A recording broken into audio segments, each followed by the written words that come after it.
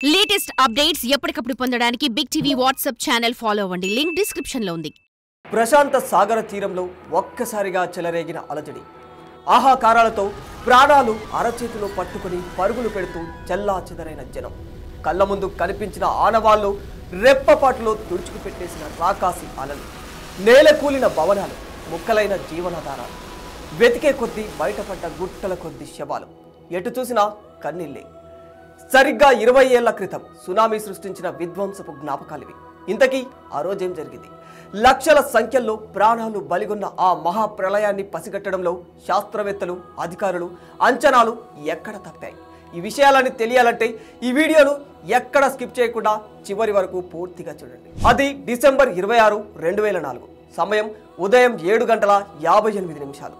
అది విరుచుకుపడే నాటికి దాని పేరు కూడా ఎవ్వరికీ తెలియదు. ఇండోనేషియాలోని సుమాత్రా ఉత్తర వైపున సముద్రంలో ఒక్కసారిగా అలజడి రేగింది. ప్రపంచంలోనే అత్యధికంగా భూకంపాలు సంభవించే రింగ్ ఆఫ్ ఫైర్ ప్రాంతం ఇది. అగ్నిపర్వతాలు బద్దలవ్వడం, భూకంపాలు, వరదలు అనేవి శరా మామూలుగా మారింది ఈ ప్రాంతంలో.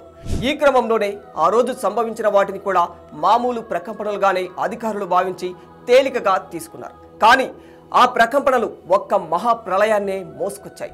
అప్పటిదాకా సాగర ఆటుపోట్లను ఆహ్లాదంగా తీసుకున్న తీర ప్రాంత ప్రజలు భయంకర విపత్తును చూసి మాత్రం అదే తొలిసారి. ఇప్పటికీ ఆ సంఘటన తలుచుకుంటే గుండెల్లో తెలియని భయం. 21వ శతాబ్దంలో అతిపెద్ద శక్తివంతమైన భూకంపం ఇది. తీవ్ర భూకంప ప్రభావంతో సముద్రంలో 50 మీటర్ల ఎత్తుకు అలలు ఎగిసిపడ్డాయి. ఆ అలలు తీర ప్రాంతం నుంచి 5 కిలోమీటర్ల వరకు భూభాగంలోకి చొచ్చుకుని వచ్చేశాయి. ఈ దెబ్బకు ఇండోనేషియా అచే ప్రాంతంలోనే 1,50,000 మంది ప్రాణాలు పోగొట్టుకున్నారు. ఇంకా శ్రీలంక, సుమాత్రాకు 1700 కిలోమీటర్ల దూరంలో శ్రీలంక తీర ప్రాంతంలో ఊహకందని నష్టం వాటిల్లింది. ఈ రాకాసి అలల దాటికి 35,000 మంది మరణించారు. ఇక తమిళనాడు కూడా తీవ్రంగా నష్టపోయింది. ఆంధ్రప్రదేశ్, అండమాన్ నికోబార్లోనూ నష్టం జరిగింది.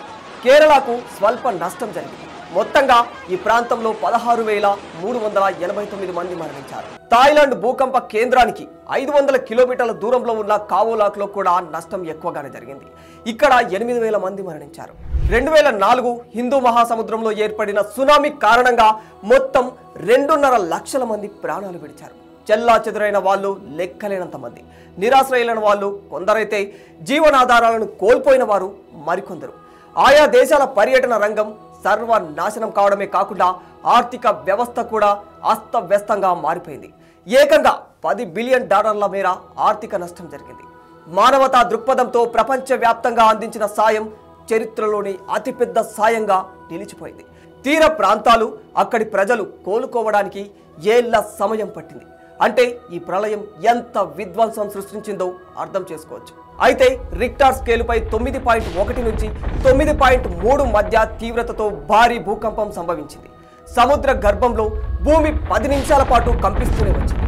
ఆ కారణంతోనే సముద్రపు అలలు రాకాసి రూపాన్ని సంతరించుకున్నాయి. తీర ప్రాంతాలను క్షణంలో చుట్టుముట్టాయి. ఇండోనేషియా, శ్రీలంక, భారత్, థాయిలాండ్, మాల్దీవులు ఇలా 14 దేశాలను నిమిషాల వ్యవధిలో తుడిచిపెట్టేసింది.